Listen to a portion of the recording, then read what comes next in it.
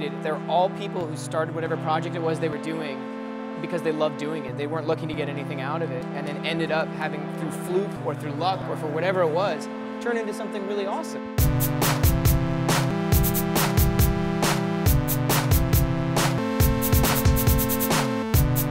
So guys, we're at ROFLCon.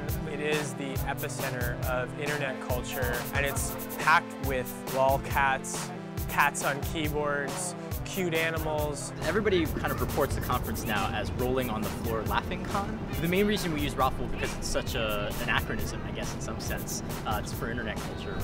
I'm Tim Huang. I'm the founder and organizer of ROFLCon. Essentially what we do is we got a lot of people who were intentionally famous online. You know, they started a blog or a webcomic, or interesting enough, sort of people who are unintentionally famous online. So David After Dentist and Keyboard Cat. I shot a cat video almost 30 years ago, and I was really broke, and I didn't have a job, and all I had was a cat and a camera and a keyboard. And then all these years later, it just got massively famous.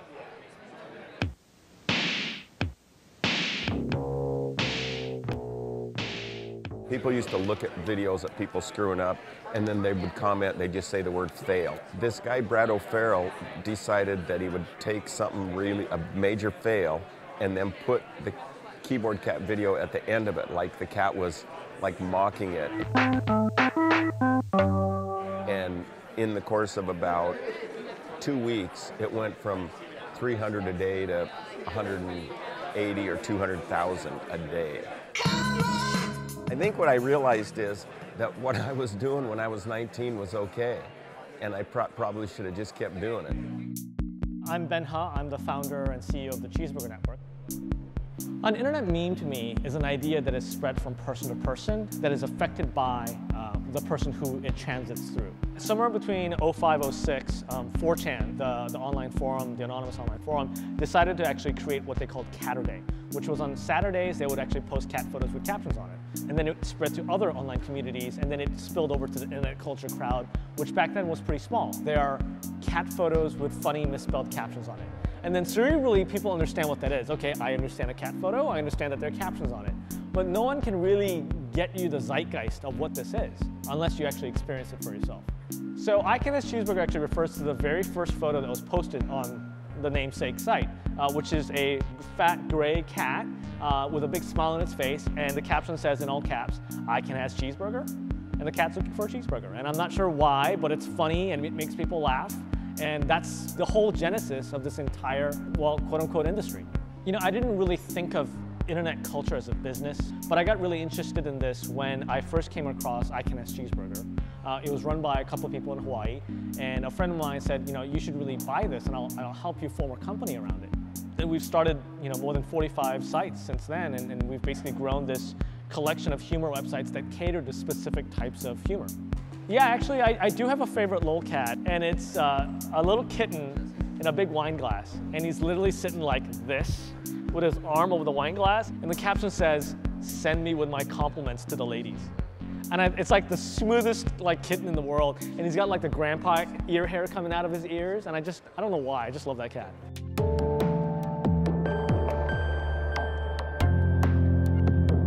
So what's your name and who are you? What are you doing here? I'm David Weinberger. I'm a researcher at the Brooklyn Center. I write about the internet, and I'm particularly interested in the internet's effect on ideas, how we view ourselves and our world.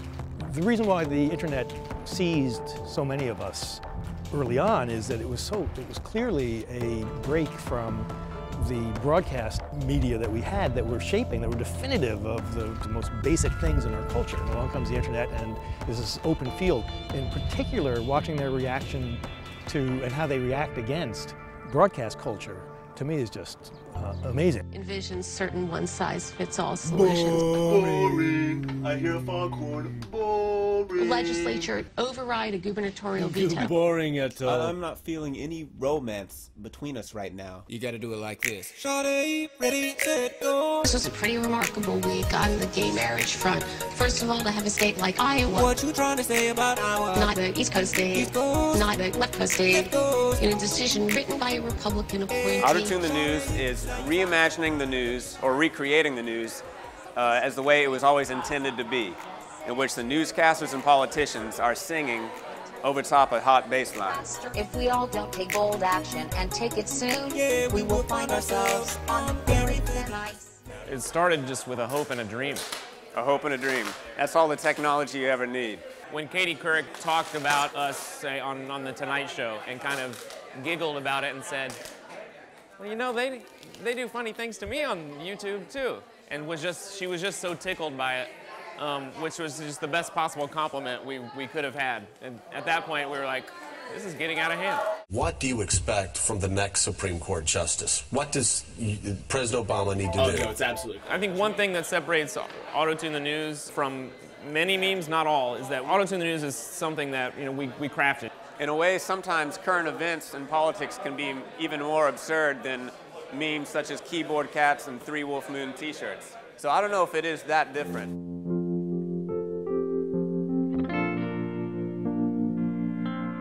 What are the risks of a culture based on memes, if that's what this is? Something becomes a meme because, I send it to you and you send it to the next person. We are the medium, and that's really new. We haven't had the ability to do that. In a small town, we can all whisper and sort of a gossip chain, but we can't do it the way that we do it on the internet. So this is radically different. It's radically different, and it's people use the word empowering. I'm not sure that I want to say that. We don't yet know whether it's empowering. We don't know what we're going to do with the power. No. My name is Mahir, and people love me.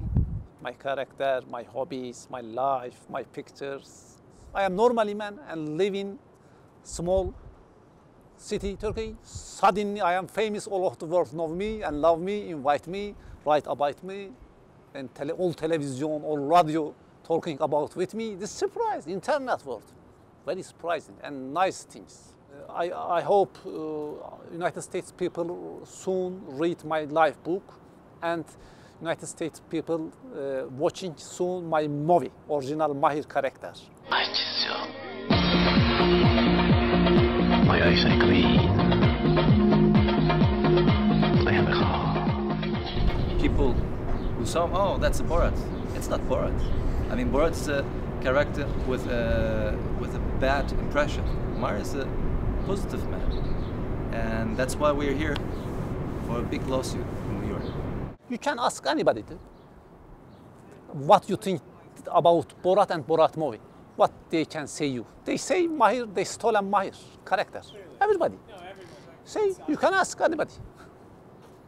Many countries added my name, celebrity Mahir all over the world, millions fans. I kiss you. Will you give me a kiss? Well, this is Georgia. Can I have a kiss? Okay. Okay.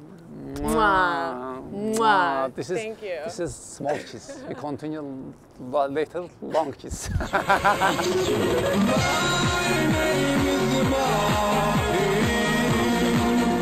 I was goofing around with my friend Miles over Instant Messenger, and he said he didn't trust any white person who didn't watch The Wire. And then we just started talking back and forth about what white people were doing instead of watching The Wire. And we were like, yoga, therapy, going to plays, getting divorced. And I said, this is hilarious. And I literally wrote in the Instant Messenger line, it's blog time, and started writing. And then when I got to about 25, I was like, okay, I think this is funny. I'm going to send it to all my friends. 25 people, like not powerful people. And next thing I knew, it blew up. That was it. Well, the first thing I said to him was, I feel like I owe you money. Because like his book did so well. I wouldn't have my book if his book had bombed. He is kind of like a pioneer in that way.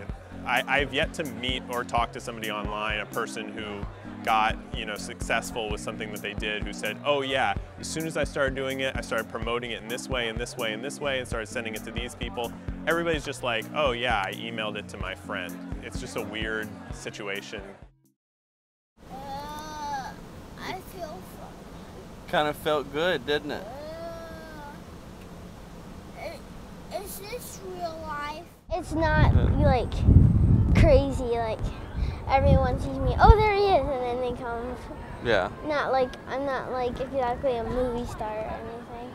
I had an extra tooth that was in my gums, and they had to cut my gums open and take it out. So they gave me a medicine that after made me loopy. Next thing you know, 3 or 4 days later, we had, 4 million views. We have turned it into a little bit of a kitchen table business with the merchandise and things like that. I'm kind of a serial entrepreneur. Is this going to be forever? No. Well, we've had a lot of criticism, from me posting the video. Bill O'Reilly kept messing with him about it, and I told my parents, why don't they ask me? I have 2 fingers. Good. Oh, 4 fingers. It really is his thinking, he's a pretty deep thinker. Today, coming on the plane, he put together, they're studying about lift in, airplane lift and science. Sometimes he gets mad at me for asking too many questions. Oh, stop. I want to be a football player, I want to be a musician, and a doctor. Yeah. Not a dentist. Not a dentist. Internet memes are getting interesting in that the level of interaction which humans want to have with creating memes stayed pretty finite. We don't want to spend a lot of time creating memes or interacting with content. Technology that enables us to do that advances so that you can do ever more complex things while the amount of effort we put in stays the same. Like the LOL builder that we have that allows you to add captions really power the future mixing of media. Yeah, I've got food poisoning. I got it right before I got on the flight over here, so it's been quite miserable. Too many cheeseburgers? No, it's not from Cheezburgers. I got the domain in like May, and I forgot about it until about September. And then I just started compiling pieces that I thought were really exceptional. I think people are drawn to the site for a couple of reasons. One, I think people are getting sophisticated and can appreciate things that are maybe not conventionally interesting. But I also think that it's a place to tell the truth, especially in crafting, where the overall sensibility seems to be, well, it took a long time, and you shouldn't really say anything nasty about that. And they sort of combat their frustration with you for being mean by getting vicious, which is a really weird thing to watch. One woman wrote to me and said, I hope you get cancer again. I've had cancer 5 years ago, I had cancer. She said, I hope you get it again, because I didn't like her hat. Most of the stuff that you see on the web that's fleeting meme culture is sort of intellectual junk food. We actually like to call This Is Why You're Fat amateur food porn or junk food porn.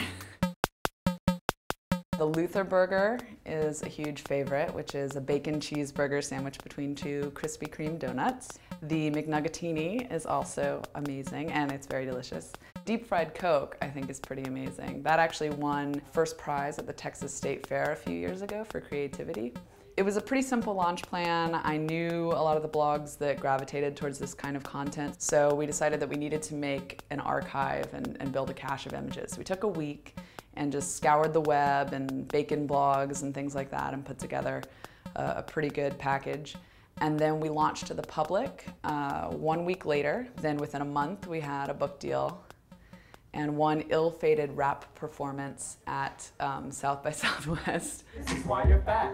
This is why, this is why, this is why you're fat. The meanness that you mentioned can kind of be attributed to the distance that the internet allows us. Like, we are social, we are interacting with each other, but at the same time, there's just enough of a buffer for you to kind of go beyond what might, be socially acceptable. And they probably aren't totally mean, scary people in real life, but it gives them this sort of anonymity and distance to act out in ways they wouldn't otherwise.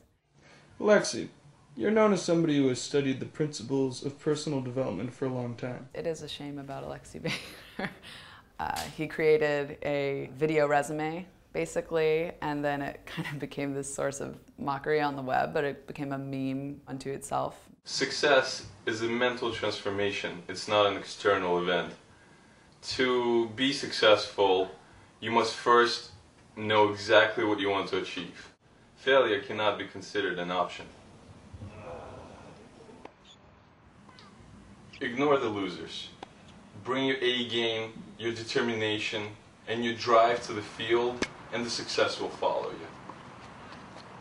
In 2006, I guess I got a lot of publicity on the internet with Impossible is Nothing. video that I created. Fundamentally, it was a dedication to my martial arts master, Radimir Kovacevic, who was a world judo champion, was my trainer in martial arts and physical training throughout high school.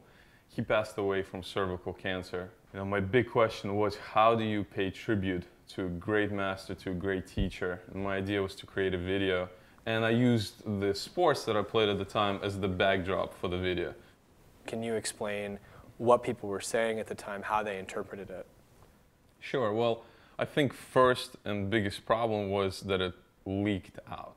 So the video was leaked out of UBS. And once you present any type of content to a wrong market, it's going to be misinterpreted. So it was taken out of context, and it was talked about as the video resume, and it was over the top. But when a viewer is looking at it, who has never seen me, who doesn't know why it was created, the perception that you get is it's all me focused, this arrogant jerk, basically.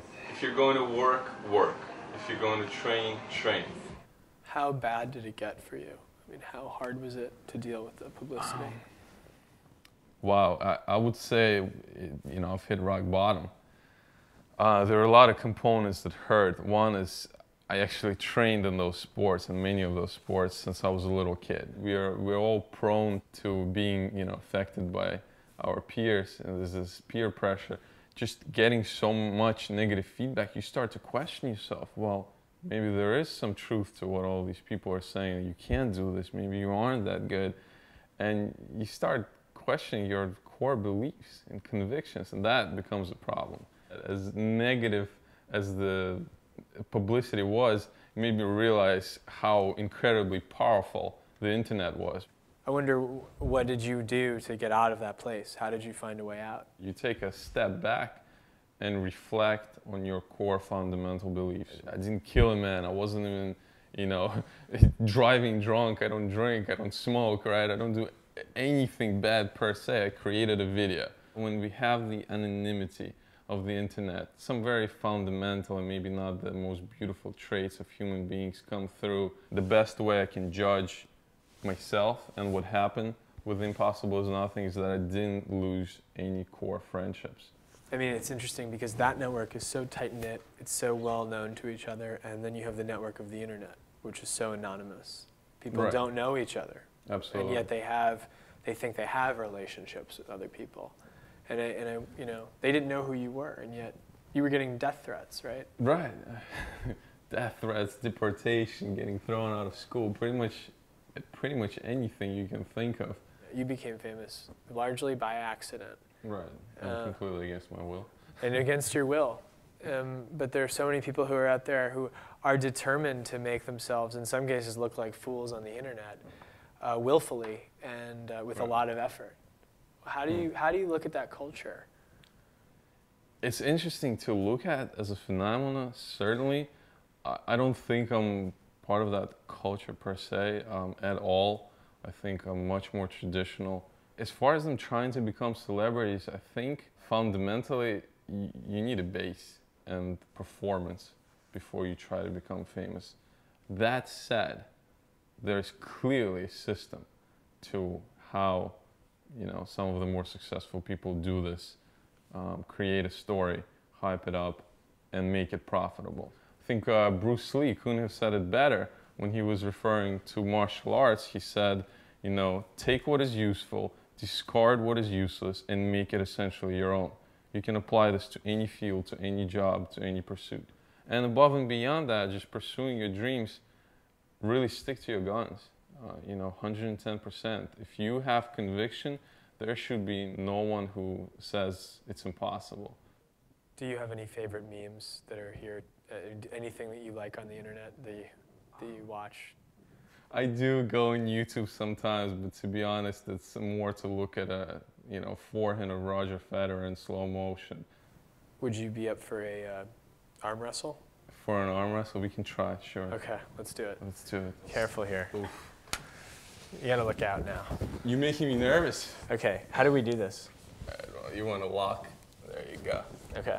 Are you really gonna say impossible is nothing? No. Okay, 1, 2, 3, go. Was that too fast? Sorry. That was good. This was a pretty remarkable week on the gay marriage front. First of all, to have a state like Iowa. What you trying to say about Iowa? Not a East Coast state, not a left coast state. In a decision written by a Republican appointee. Now you sound so fine. Give me a number, we can bump and grind. Talking about politics all night, even the club in the morning light.